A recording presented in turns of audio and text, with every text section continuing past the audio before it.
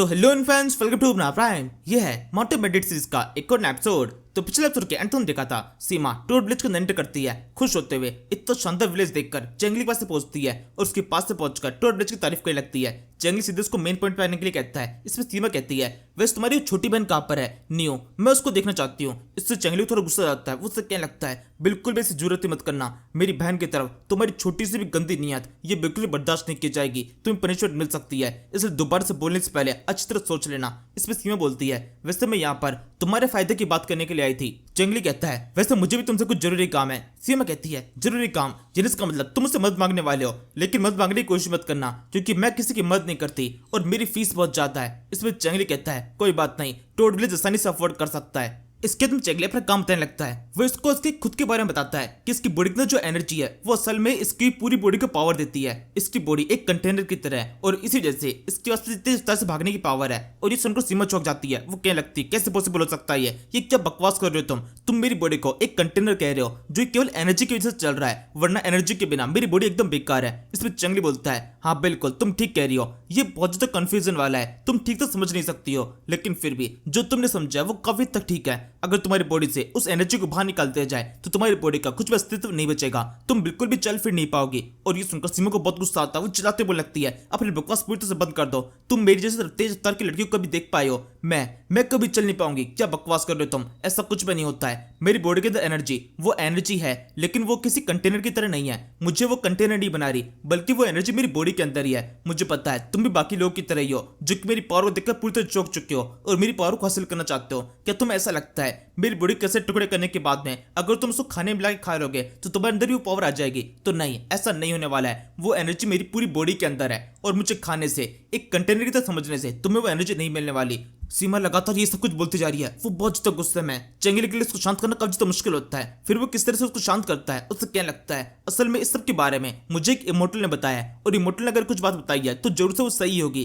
तुम्हारे इस बात पर भरोसा न करना, ये तुम्हारी खुद की चॉइस है, लेकिन इस बात पर भरोसा करो कि सब कुछ एकदम सच है। इसमें सीमा बोलती है, मैं केवल उस बात पर भरोसा करती हूँ जो कि मेरी आंखों के सामने होती है। अगर सच में कोई इमोर्टल को तुम जानते हो, इमोर्टल ने तुम्हें ये सब कुछ बताया, तो इस इमोर्टल को मेरे सामने लेके आओ और मेरे सामने मुझे खुद से उससे कहलवाओ, क्या सच में ऐसा कुछ है, क्या मेरी बॉडी कंटेनर की तरह है, तभी मैं इस बात पर भरोसा करूंगी। बुलाओ, अगर तुम्हारी बात सच है तो इमोर्टल यहाँ पर मेरे सामने आएगा। और ये सुनकर जंगली हार्ट की तरफ देखने लगता है जो कि इस टाइम तक सीमा को दिखाई नहीं दे रही है, लेकिन जंगली थोड़ा सा रिक्वेस्ट करने पर उसको मानना पड़ता है। लेकिन इस टाइम पर हार्ट को एकदम मुंह उतरा हुआ है। उसको पता है कि जैसे वो सीमा के सामने आएगी सीमा का किस तरह से रिएक्शन होगा। वो कोई नॉर्मल लड़की नहीं है, उसका लड़कियों की तरफ ज्यादा अट्रैक्शन है और हार्ट भी एक लड़की है। तो यहाँ पर सीन बहुत ज्यादा गंदा होने वाला है। जैसे वो अपने आप को इस लड़की के लिए विजिबल बनाती है, सीमा भी उसको देख सकती है। वो पूरी तरह चौंक जाती है। मेरे सामने एक इमोर्टल है। पहले तो चिल्लाना शुरू कर देती है, इमोर्टल मेरे आंखों के सामने, ये तो एक असली की इमोर्टल है। फिर वो उसे सवाल जवाब करना शुरू कर देती है कि तुम सच में एक इमोर्टल हो, तुम किस तरह की हो, तुम्हारे अंदर किस किस तरह की पावर्स है, तुम किस जगह पे रहती हो,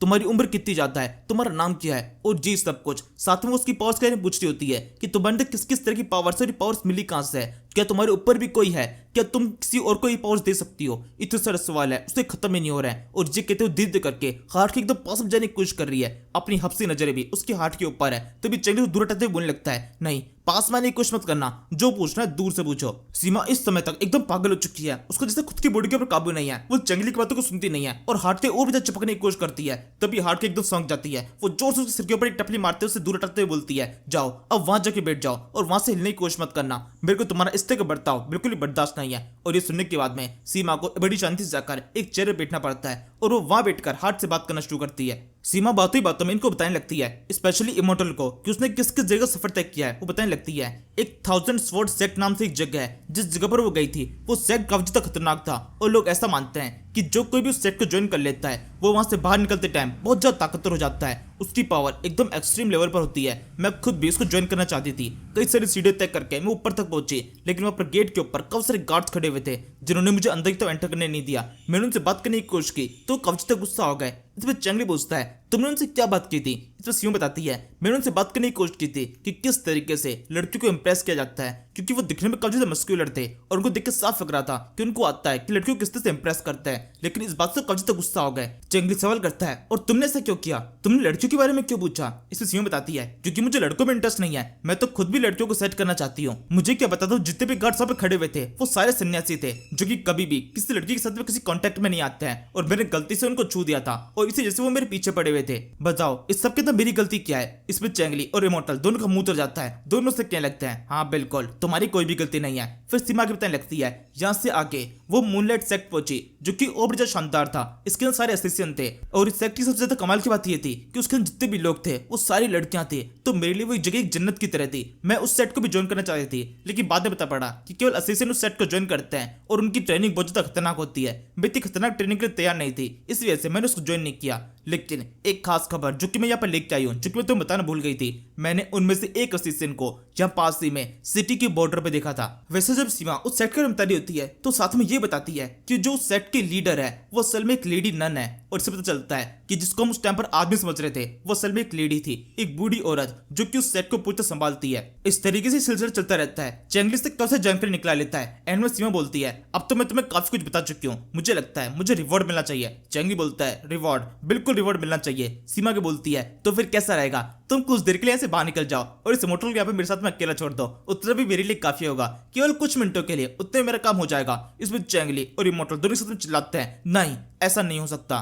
इसके कुछ देर बाद में हम सिटी के बाहर से देखते हैं ये असिस्टेंट भी इस जगह पहुंच चुकी है। इस टाइम पर जंगली की पूरी सिटी के अंदर सिक्योरिटी बहुत ज्यादा बढ़ा रखी है।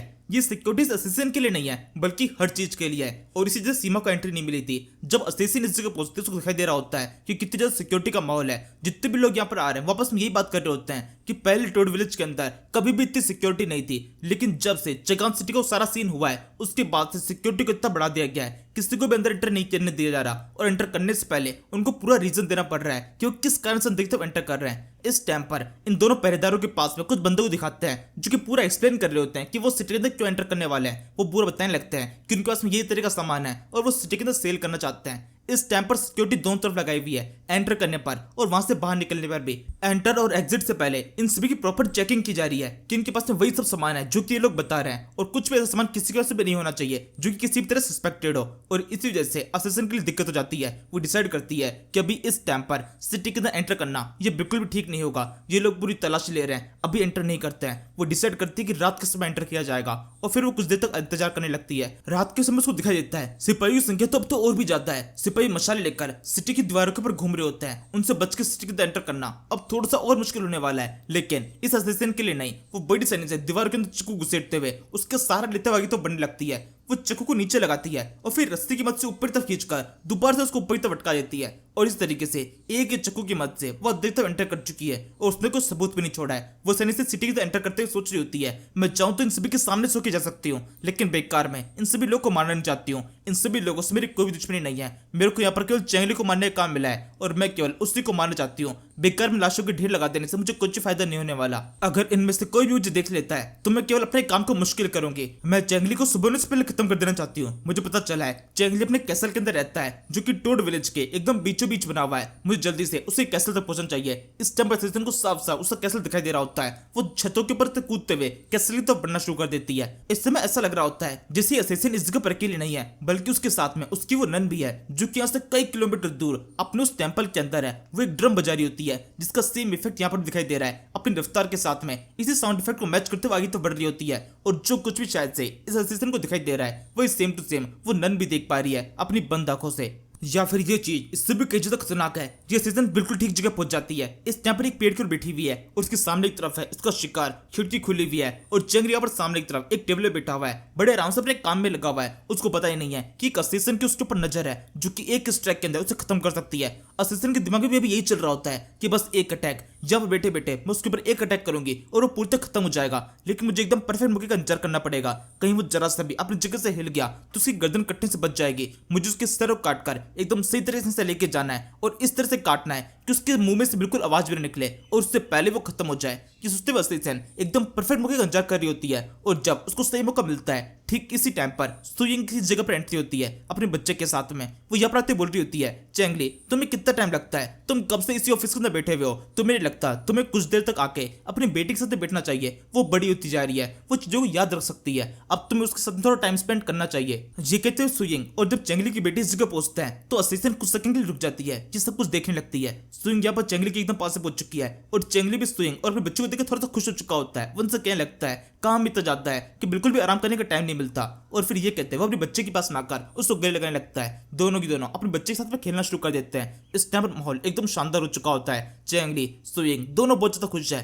और साथ में उनकी छोटी सी बच्ची भी। इस तरीके से अपने सामने एक पूरी फैमिली को देखकर असिस्टेंट में हिम्मत नहीं होती कि अब जाकर चेंगली को प्रोटेक्ट कर दे, अपने बच्चे के सामने उसके फादर को खत्म कर देना। ये करना असिस्टेंट के लिए काफी मुश्किल होता है। तभी एकदम से वो वहां पर जो नन बैठी हुई है वो अपने ड्रम को बजाना उजाला तेज कर देती है। ऐसा लग रहा होता है जिससे वहां पर बैठे बैठे वो इस असिस्टेंट को कंट्रोल कर रही है। असिस्टेंट के हार्ट के अंदर कुछ है जिससे वो उससे कनेक्ट कर पा रही है। वो उससे कनेक्ट करते हुए कह रही होती है जाओ आगे बढ़ो, उसको प्रोटेक्ट करो, खत्म कर दो इसे। असिस्टेंट इस समय अपनी खुद की बॉडी को पूरी तरह कंट्रोल करने की कोशिश कर रही है, लेकिन नन की आवाज उसकी इकोनॉमी से शांत नहीं हो रही। इस टाइम पर अपनी पूरी फैमिली को याद कर रही होती है, अपने पूरे विलेज को याद कर रही होती है जो कि उन इंसेक्ट के अटैक खत्म हो गए थे। उनकी आखिरी सांसें याद कर रही होती है कि उनको इस टाइम पर कितना दर्द हो रहा होगा कि जब वो अपनी आखिरी सांसें ले रहे थे उस टाइम पर केवल वो अकेली थी जिंदा बची। उसने अपनी आंखों के सामने अपने पूरे विलेज को नष्ट होते हुए देखा था। वो सब कुछ याद कर रही है और इसी वजह से उसके अंदर हिम्मत नहीं हो रही होती है कि अब आगे बढ़कर चेंगली पर इस तरह से अटैक कर दे। लेकिन नन की वजह के कारण एंड में उसको डिसाइड करना पड़ता है कि चेंगली को प्रोटेक्ट करना ही पड़ेगा और कोई दूसरा ऑप्शन नहीं है। ये कितना उन्हें चक्कू पकड़कर आगे बढ़ने लगती है। ठीक इसी समय टोड विलेज का रक्षक मतलब ये ड्रैगन ये सब कुछ सेंस कर लेता है। वो सेंस कर लेता है कि कोई तो है जो चेंगली पर अटैक करने वाला है। वो तुरंत ही अपने किसी पावर का यूज करता है और उसी के साथ में एक बहुत तेज नॉइस ब्लास्ट उस जगह पर होता है। इसका इफेक्ट केवल इस लड़की के ऊपर होता है। इतनी खतरनाक नॉइस होती है कि जितना कुछ भी उसने काबू किया हुआ है उस नन ने इस लड़की के ऊपर, वो सारा काबू उसके ऊपर हट जाता है और उसके साथ में उसके मुंह से काफी तेज खून निकलता है। उसकी हेल्थ काफी तो खराब हो जाती है। नॉइस इम्पैक्ट काफी तो खतरनाक है। इम्पैक्ट के कारण वो जोर से उस पेड़ के ओर बैठे हुए से नीचे की तरफ गिर जाती है और ये गिरने की वजह इतनी तेज है चेंगली भी इसको सुन लेता है। वो भागता हुआ झांकने लगता है लेकिन उसको जगह पर कुछ भी दिखाई नहीं दे रहा। स्विंग कुछ लगती है क्या हुआ वहां पर क्या है। चेंगली इग्नोर कर जाता है कि शायद से कोई बिल्ली वगैरह होगी। और फिर इसके बाद में हम उस नन को देखते हैं जो कि अपने रिचुअल को परफॉर्म कर रही थी। उसके हाथ में वो अजीब सी माला से थी, वो माला टूट चुकी है। ठीक उसी सेकंड जिस टाइम पर उस जगह ने उस पावर को परफॉर्म किया था, ये माले के टूटने का मतलब है अब इसका उस असिस्टेंट के साथ में जो कुछ भी कनेक्शन था वो कनेक्शन टूट चुका है। और ये होना एकदम नामुमकिन चीज है। इस तरीके से कनेक्शन टूट जाना इसका मतलब किसी ताकतवर पावर का यूज हुआ है या फिर असिस्टेंट खत्म हो चुकी है। नन परेशान जाती कि ऐसा कैसे हो सकता है, एक असिस्टेंट इस तरीके से मर नहीं सकते। असिस्टेंट के अस्तित्व में कुछ भी नहीं था। किसने इस जादू को तोड़ा। मैं उसको एकदम मनाने वाली थी कि वो चेंगली को प्रोटेक्ट करके उसे खत्म कर दे, लेकिन अचानक से ये क्या हुआ, उसने चेंगली को प्रोटेक्ट करने से साफ मना कर दिया। और अब इस तरीके से इस माला का टूट जाना ये बिल्कुल भी सही संकेत नहीं है। ये कहते नन एक करके उन सारे मतों को इकट्ठा करके दोबारा से एक माला पिरो लेती है। यहाँ से हम नन को देखते हैं जो कि अपनी बहुत ज्यादा बुरी हालत में बड़ी मुश्किल से आगे तो बढ़ रही होती है सिटी से बाहर निकलने के लिए। वो बिल्कुल भी चेंगली के कैसल की तरफ आगे नहीं बढ़ रही। इस टाइम पर उसके मन में एक ही ख्याल होता है कि नहीं, किसी भी तरीके से यहाँ पर नहीं मरना है, मेरी बॉडी यहाँ पर नहीं रहनी चाहिए। ये एक बैंडिट्स का इलाका है। बैंडिट्स के इलाके में एक औरत की बॉडी रह जाना ये बहुत ज्यादा शर्मनाक होता है। मरने के बाद भी ये लोग मेरी बॉडी को छोड़ेंगे नहीं, उसे बोटी बोटी बना के चबा जाएंगे। मेरी हालत इतनी भी ज्यादा बुरी नहीं होनी चाहिए, मेरे को किसी भी तरीके से इस जगह से बाहर निकलना होगा। ये कहना असिस्टेंट के दिमाग में तो है लेकिन उसका बॉडी साथ नहीं दे रही होती है। वो एकदम जेब पे गिर जाती है। उसने अपनी बॉडी के ऊपर अब पूरा कंट्रोल खो दिया है। वो एकदम बेहोश होने वाली है। अब इसके आगे इस लड़की के साथ में क्या होने वाला है वो तो अगले एपिसोड में पता चलेगा। फिलहाल के लिए इस एपिसोड को यहीं पे खत्म कर देते हैं। Thank you for watching. तू मेरा बेटी तुझे अपनी बीती तू है, समंदर सी दुनिया भावना में बह गया मैं।